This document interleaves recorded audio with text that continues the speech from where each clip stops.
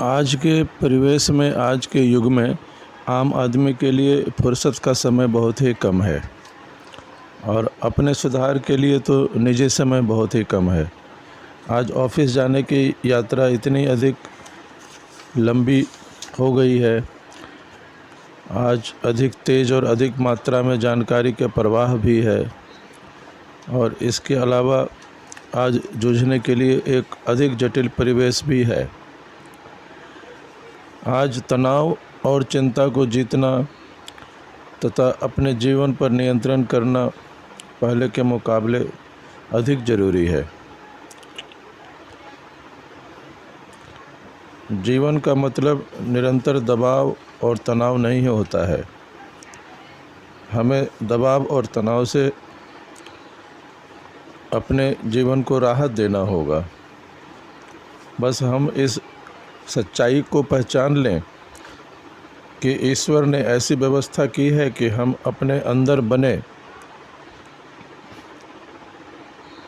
System की मदद से किसी भी युग में सफलतापूर्वक और तनाव रहित जीवन जी सकते हैं, क्योंकि इसकी क्षमता असीमित है। हमारे मस्तिष्क की क्षमता असीमित है।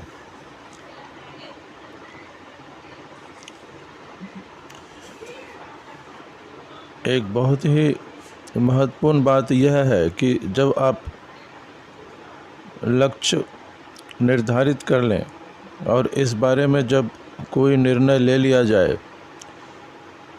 और अमल करने की बारी आए, तो परिणाम के बारे में सारी जिम्मेदारी और परवाह छोड़ दें।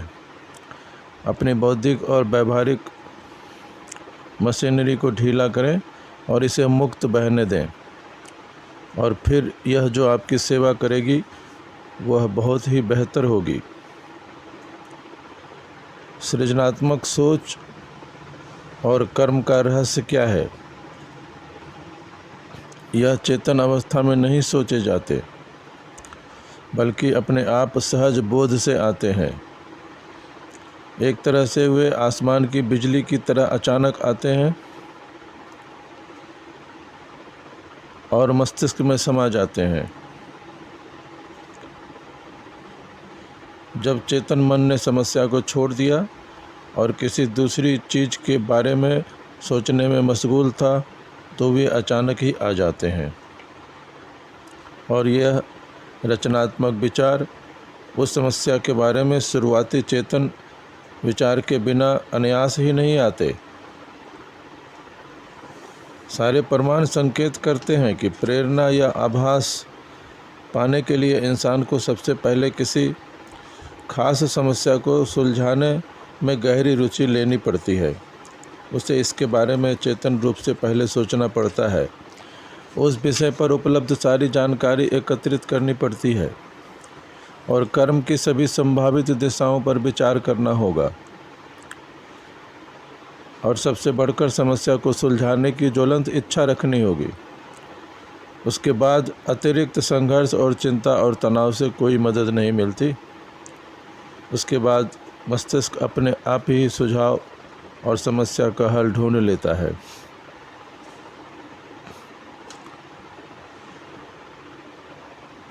महान लेखक बर्ट्रैंड रसल ने कहा था कि मैंने पाया है कि अगर मुझे किसी मुश्किल विषय पर लिखना होता है तो सबसे अच्छी योजना मैं यह बनाता हूँ कि कुछ घंटों प्रतिदिन उसके बारे में गहराई से सोचता हूँ, कुछ घंटे तक, और ऐसा कई दिनों तक चलता है, और सबसे अधिक गहराई तक जिसमें मैं सक्षम हूँ।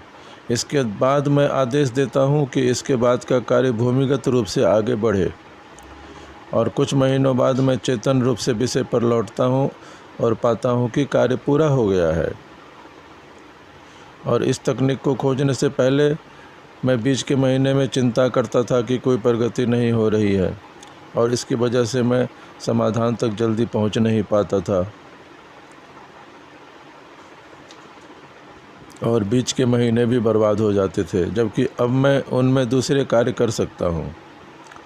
तो जो चीज़ लेखकों के लिए काम करती है, महान लेखकों के लिए काम करती है, वह आपके लिए भी कार्य कर सकती है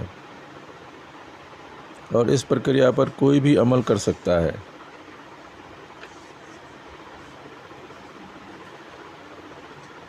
जनरल इलेक्ट्रिक के शोध प्रमुख सीजी स्यूट्स ने कहा था कि शोध प्रयोगशालाओं में हुई सभी खोजें आराम करने की अवधि में आभासों के रूप में आई थी, जबकि गहन सोच और तथ्य एकत्रित करने की प्रक्रिया पूरी हो चुकी थी।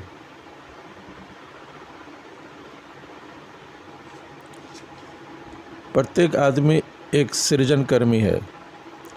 हम कभी कभी यह सोचते हैं कि अचेतन मस्तिष्क प्रक्रिया सिर्फ लेखकों, चित्रकारों और आविष्कारकों के पास ही होती है, लेकिन नहीं, अचेतन मस्तिष्क प्रक्रिया हम सभी व्यक्तियों के पास होती है। हम सभी सृजनकर्मी हैं, क्रिएटिव हैं, चाहे हम विद्यार्थी हों, सेल्स प्रोफेशनल हो, उद्यमी हो, एम्प्लॉई हो, सबके भीतर सफलता का एक प्रोसेस चलता है।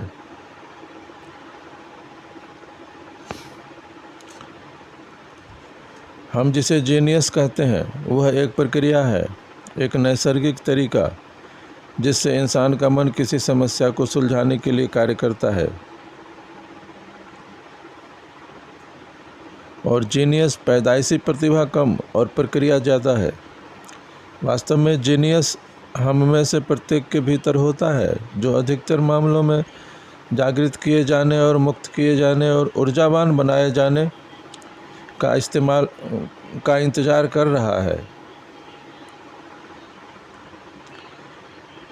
जीनियस होना आपकी आत्म छवि का हिस्सा जरूर होना चाहिए।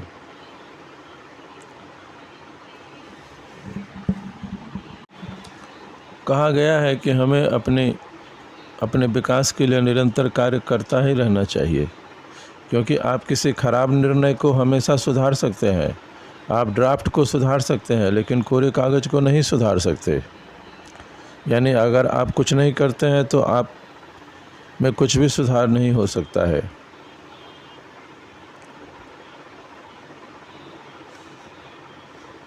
छोटे छोटे मामलों में ज़्यादा से ज़्यादा अंतिम निर्णय लेने की कोशिश करें, ताकि आप अपनी आत्म छवि को नए प्रमाण दिखा सकें कि आप उस तरह के इंसान हैं जो एक दृढ़ निर्णय लेता है और फिर उसके बारे में चिंता करना छोड़ देता है। अगर आप किसी रेस्टोरेंट में मित्रों के साथ जाते हैं तो विकल्पों को लेकर परेशान न हो। ऑर्डर देने के बाद अपना मन न बदलें। मेन्यू में से कोई चीज़ चुनें और फिर मेन्यू को बंद कर दें। खरीदारी कर रहे हो तो भी आप चुनें और ख़रीद लें और फिर उसके बारे में सोचना छोड़ दें। इसे लॉक बॉक्स कहा जाता है। जैसे ही किसी निर्णय पर पहुँचें तो आप उसे लॉक कर दें। लक्ष्य के बारे में एक बहुत ही ज़रूरी बात यह है कि लक्ष्यों पर चेतन रूप से विचार करने, प्रगति का आकलन करने और योजनाएं बनाने की ज़रूरत है। लेकिन इस तरह की सोच उचित और नियत समय और नियत जगह पर करनी चाहिए। बाकी समय उसकी चिंता न करें। कल की योजनाएं बनाएं, लेकिन आने वाले कल में जीने की कोशिश न करें। जब आप अपना पूरा ध्यान वर्तमान परिवेश पर लगाएं, तो इसे यह जानकारी दें कि अभी क्या हो रहा है। आप जितना चाहें भविष्य की योजना बनाएं, उसकी तैयारी करें, लेकिन इस बारे में चिंता न करें कि आप आने वाले कल में या 5 मिनट बाद कैसे प्रतिक्रिया करेंगे। आपका अंदर का क्रिएटिविटी वर्तमान में उचित रूप से प्रतिक्रिया करेगा, बशर्ते आप उस पर ध्यान लगाएं जो अभी हो रहा है। यह कल भी ऐसा ही करेगा। आपका जीवन कहीं अधिक आनंददायक होगा और आप कहीं अधिक प्रभावी होंगे यदि आपने अपने अनुभवों का आनंद लेने के लिए मानसिक रूप से पर्याप्त धीमे होना सीख लें।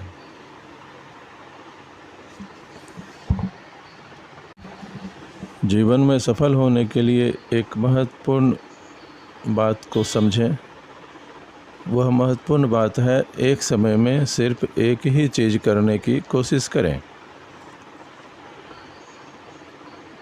ज़्यादातर लोगों की दुविधा और घबराहट, जल्दबाजी और चिंता का कारण यह है कि हम एक ही समय में कई चीज़ें करने की कोशिश करते हैं और यह मूर्खतापूर्ण है। अगर आप किसी एक कार्य को करते समय पूरा ध्यान केंद्रित करने के बजाय दिमाग के पिछले हिस्से में बाकी सारी चीज़ों के बारे में सोच रहे हैं कि आज, इस सप्ताह, अगले वर्ष, अगले 5 साल और में हमें क्या हासिल करना चाहिए, तो अचेतन रूप से आप सभी को एक साथ हासिल करने की मानसिक कोशिश कर रहे हैं। और यह घातक इसलिए है क्योंकि यह हमारे पूरे सिस्टम को बिगाड़ देता है। जब हमारे सामने बहुत सारा कार्य पड़ा होता है तो हम चिंतित और तनावपूर्ण महसूस करते हैं। तनाव कार्य के कारण नहीं है, बल्कि हमारे मानसिक नज़रिए के कारण है। मानसिक नज़रिया यह होता है कि मुझे यह सब तुरंत करने में समर्थ होना चाहिए और हम घबरा जाते हैं और कुंठा को बुलाते हैं, निरर्थकता को बुलाते हैं। सच्चाई ये तो यह है कि हम एक समय में एक ही चीज़ कर सकते हैं। हम मानसिक रूप से वही चीज़ें करने की कोशिश छोड़ दें जो बाद में आने वाली हैं और अपनी सारी जागरूकता, अपनी सारी प्रतिक्रिया उस एक चीज़ पर केंद्रित कर लें जो हम इस वक्त कर रहे हैं। और जब हम इस नज़रिए से कार्य करेंगे तो हम तनाव रहित होंगे, जल्दबाजी, चिंता से मुक्त होंगे और एकाग्र होने में और सर्वश्रेष्ठ सोच विचार करने में समर्थ होंगे। नर्वस ब्रेकडाउन, चिंता और सभी तरह की व्यक्तिगत समस्याओं का मुख्य कारण यह आदत है कि एक ही समय में लोग कई चीज़ें करने की कोशिश करते हैं।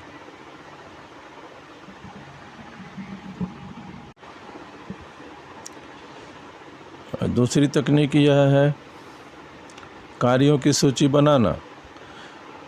महान वैज्ञानिक थॉमस एडिसन की पत्नी ने एक बार कहा था कि हर शाम उनके पति अपने दिमाग में उन चीज़ों को दोहराते थे जिन्हें वे अगले दिन हासिल करना चाहते थे, और कई बार वे उन कार्यों को सूची बनाते थे जिन्हें वे करना चाहते थे और उन समस्याओं को भी लिख लेते थे जिन्हें वे कल सुलझाना चाहते थे।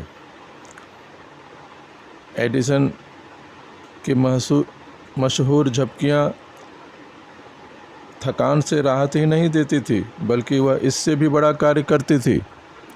जब वे किसी चीज़ में हार जाते थे तो अपनी वर्कशॉप में लेट जाते थे और आधी नींद में उनके स्वप्न में मस्तिष्क एक विचार देता था जो उन्हें मुश्किल के पार ले जाता था। जब लोगों से यह पूछा जाता है कि जीवन में उनका लक्ष्य क्या है, तो एक सामान्य जवाब सुनने को मिलता है कि मैं बस खुश रहना चाहता हूँ।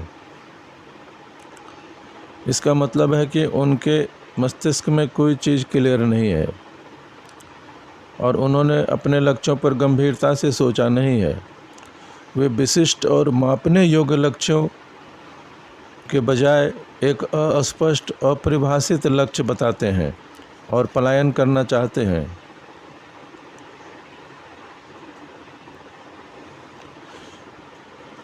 खुशी की परिभाषा इस तरह है कि एक मानसिक अवस्था जिसमें हमारी सोच अधिकतर समय सुखद होती है, और खुशी इंसान के मन और इसकी शारीरिक मशीन के लिए सहज है। जब हम खुश होते हैं तो हम बेहतर सोचते हैं, बेहतर प्रदर्शन करते हैं, बेहतर महसूस करते हैं और अधिक स्वस्थ होते हैं, और हमारे शरीर की इंद्रियां भी बेहतर कार्य करती हैं। ध्यान रखें, खुशी भविष्य में नहीं, वर्तमान में होती है। हम कभी नहीं जी पाते हैं, बल्कि जीने की सिर्फ आशा करते हैं। हम हमेशा खुश होने की राह देखते रहते हैं, इसलिए यह अवश्यंभावी है कि हम कभी खुश नहीं होते हैं। बहुत से लोगों में दुख का एक बहुत आम कारण है कि वे अपना जीवन विलंबित भुगतान योजना पर जीने की कोशिश कर रहे हैं। वे इस पल में नहीं जीते हैं, जीवन का आनंद वर्तमान में नहीं लेते हैं, बल्कि किसी परिस्थिति का इंतज़ार कर रहे होते हैं कि जब उनकी सैलरी बढ़ जाएगी तब वे खुश होंगे, उन्हें बेहतर नौकरी मिलेगी तब खुश होंगे, जब उनके घर का लोन ख़त्म हो जाएगा तब वे खुश होंगे, या बच्चों की पढ़ाई पूरी होगी तब वे खुश होंगे, जब वो कोई कार्य पूरा करेंगे, कोई विजय हासिल करेंगे। नतीजा, वे हमेशा निराश होते हैं। खुशी एक मानसिक आदत है, एक नज़रिया है। अगर इसे वर्तमान में नहीं सीखा जाता और इसका अभ्यास नहीं किया जाता तो इसका कभी अनुभव ही नहीं होता है। खुशी किसी बाहरी समस्या को सुलझाने पर निर्भर नहीं रहती है, क्योंकि जैसे ही एक समस्या सुलझती है तो उसकी जगह दूसरी आ जाती है। मानव जीवन समस्याओं की श्रृंखला है, और अगर आपको खुश रहना है तो आपको खुश होना चाहिए, खुश रहना चाहिए, बात ख़त्म। किसी कारण की वजह से नहीं, अपने आप। और मनुष्य की आदत ऐसी है कि छोटी छोटी चिढ़, कुंठाओं और ऐसी चीज़ों पर चिड़चिड़ेपन, असंतोष, द्वेष और गुस्से में ही सारा जीवन निकाल देते हैं। और हमने इस तरह से अपने जीवन को जीने का बहुत लंबे समय तक अभ्यास किया है, इसलिए हमें इसकी आदत भी पड़ गई है। और आदतन दुख की अधिकतर प्रतिक्रिया इसलिए हुई कि हमने किसी भी घटना की व्याख्या अपने आत्मसम्मान पर आघात के रूप में की। कोई ड्राइवर अगर पीछे से हॉर्न बजाता है या बीच में कोई हमारी बात काट देता है तो हम सोचते हैं उसे यह नहीं करना चाहिए, उसने मुझे चोट पहुंचाने के लिए किया है। यहाँ तक कि कई लोग अव्यक्तिगत यानी प्राकृतिक घटनाओं की भी व्याख्या या उन पर ऐसी प्रतिक्रिया करते हैं जैसे वो हमारे लिए ही हो रही हो। जब हम बस पकड़ना चाहते थे उसे ही देर से आना था, जबकि सैकड़ों लोग बस की कतार में खड़े रहते हैं, पर हमारी प्रतिक्रिया होती है कि हमारे लिए यह देर से आई है। या कहीं जाना है तभी बारिश होनी थी, जब हमें विमान पकड़ना था तभी ट्रैफिक का जाम लगना था। तो हम इसको व्यक्तिगत रूप से ले लेते हैं और क्रोध और द्वेष और दुख से प्रतिक्रिया करते हैं। दुख का एक प्रमुख कारण यही है कि हम चीज़ों को व्यक्तिगत रूप से लेते हैं, जबकि वे जरा भी व्यक्तिगत नहीं होती। और हमारी राय भी दुखद घटनाओं में वृद्धि करती है, चाहे परिस्थितियां दुखद हो, चाहे परिवेश बेहद विपरीत हो। अगर हम चाहें कि हम खुश रह सकते हैं तो हम रह सकते हैं, भले ही पूरी तरह खुश ना हो। पर आप अपने जीवन में आत्मकरुणा, विपरीत नज़रियों को, द्वेष को न जोड़ें। एक व्यापारी ने कहा, मैं खुश कैसे रह सकता हूँ, मुझे अभी अभी 2 लाख रुपये का नुकसान हुआ है, मैं तबाह हो गया, मैं अपमानित हो गया। अब आप यहाँ देखें, उसे नुकसान हुआ है यह तो सही है, पर वह तबाह हो गया यह उसकी राय है, और मुँह दिखाने के काबिल न रहा यह उसकी राय है। इसका सच्चाई से कोई लेना देना नहीं है। तो मनुष्य होने वाली चीज़ों से विचलित नहीं होते, बल्कि होने वाली चीज़ों के बारे में अपनी राय से दुख उठाते हैं। इसलिए सबसे पहले हमें अपने नज़रिए को बदलना होगा। महान वैज्ञानिक थॉमस एडिसन की लाखों डॉलर की बिना बीमे की एक प्रयोगशाला आग के कारण स्वाहा हो गई थी। तो किसी ने पूछा, अब आप क्या करेंगे? एडिसन का जवाब था, हम कल सुबह से दोबारा बनाना शुरू करेंगे। जितना मुझे याद है, अपने मेमोरी के आधार पर हम इस प्रयोगशाला को दोबारा से बनाएंगे। तो दुर्भाग्य के बावजूद भी उन्होंने अपना नज़रिया सकारात्मक बनाए रखा और उन्होंने किया, और वे अपने नुकसान को लेकर कभी बहुत दुखी नहीं रहे।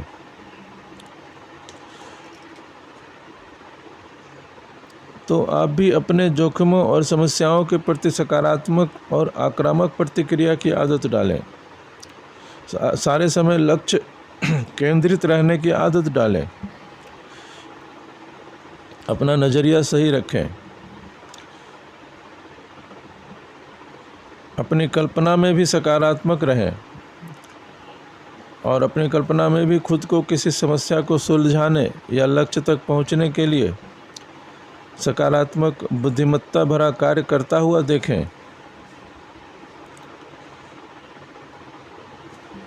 अपनी खुशी की जिम्मेदारी खुद लें। खुशी और अपने विचारों को अधिकतर समय सुखद रखना विकसित किया जा सकता है। बस इसका एक अभ्यास करना आवश्यक होता है। यही एकमात्र तरीका है जिससे खुशी की आदत डाली जा सकती है। खुशी ऐसी कोई घटना नहीं है जो आपके साथ होती है। यह तो एक ऐसी चीज़ है जो आप खुद तय करते हैं। मानव का हर एक दिन अच्छाई और बुराई का मिश्रण होता है। कोई भी दिन या परिस्थिति 100% अच्छी नहीं होती। संसार के तथ्य और हमारे व्यक्तिगत जीवन के तथ्य सारे समय निराशावादी या चिड़चिड़े नज़रिए के साथ नहीं रहते, या फिर आशावादी या खुश नहीं होते।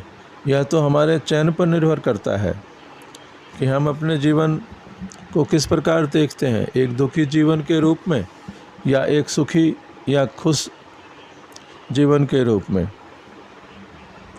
अच्छाई भी उतनी ही वास्तविक है जितनी बुराई। मामला सिर्फ यह है कि हम किस पर अपना मूल ध्यान देने का चयन करते हैं और अपने मन में कौन से विचार रखते हैं। यह चयन का मामला है। आनंद तो खुद ही बनाना पड़ता है। अगर कोई दूसरा आपके लिए यह कर रहा है तो वह मनोरंजन है। इसलिए हम अपनी खुशी का निर्माण खुद कर सकते हैं। अपने खुद के विचार चुन सकते हैं, अपनी आत्म छवि चुन सकते हैं। इसके लिए एक प्रयोग करें। आज से 21 दिनों तक आप अपने सारे नकारात्मक विचारों को छोड़ दें और 21 दिनों तक अपने जीवन में यह प्रयास करें कि किसी भी समय आप अपने मस्तिष्क को हमेशा सकारात्मक विचार सोचने में मदद करेंगे और जीवन के अप्रिय तथ्यों और अप्रिय स्थिति को नज़रअंदाज करेंगे और जानबूझकर अपना ध्यान सुखद विचारों पर केंद्रित करेंगे। और जब आप यह करेंगे तो 21 दिनों के बाद आप दूसरे व्यक्ति नज़र आएंगे। आपके जीवन में एक बहुत ही क्रांतिकारी परिवर्तन हो जाएगा। इस तकनीक को अच्छे से समझ लें। जब आप अपने कार्य का प्रदर्शन आपकी उम्मीद के मुताबिक न कर सकें तो भी आप नकारात्मक आत्मचर्चा न करें। आप कितनी बार अपने को कहते हैं कि मैं हमेशा देर से पहुंचता हूं? यह कभी ना कहें, क्योंकि आप अपने भीतर किस चीज़ की प्रोग्रामिंग कर रहे हैं? देर से पहुंचने की। जब भी आप यह बोलते हैं मैं हमेशा देर से पहुंचता हूं, तो आपके भीतर प्रोग्रामिंग हो गई देर से पहुंचने की। बल्कि इसकी जगह खुद से यह कहें कि मैं हमेशा समय से पहुंचता हूं। तो किसी भी नए प्रोग्राम के खांचे बनाने के लिए मस्तिष्क में सकारात्मक शब्दों का जाल उत्पन्न करें, पैदा करें। आप हमेशा 10 मिनट पहले पहुंचते हैं और यह कोई तुरंत और जल्दी से सेट होने वाला चीज़ नहीं है। इसमें आपको समय लगेगा और आप जीवन में इस चीज़ की आदत डालें कि आप जब भी बोलेंगे तो अच्छी बातें और पॉजिटिव चीज़ें बोलेंगे, जिससे आपके मस्तिष्क में सकारात्मक खांचे तैयार होते जाएंगे।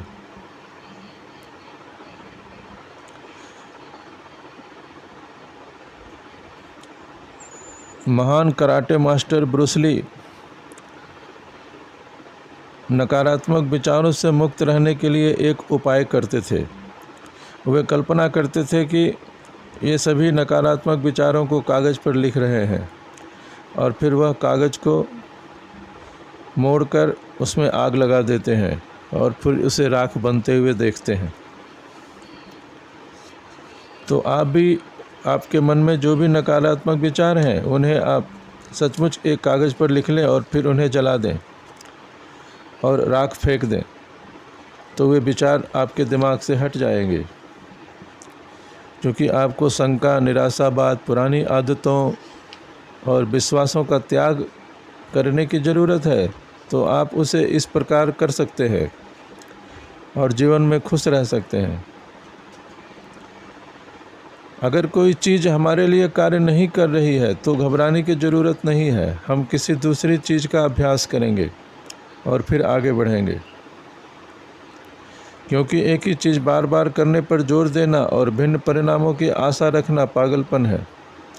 जब एक चीज़ काम नहीं कर रही है तो आप दूसरी चीज़ का अभ्यास करें और जीवन में आगे बढ़ते चलें। अपना ध्यान अच्छी चीज़ों की तरफ मोड़ें और बाकी सबको नज़रअंदाज कर दें। आज के परिवेश में, आज के युग में आम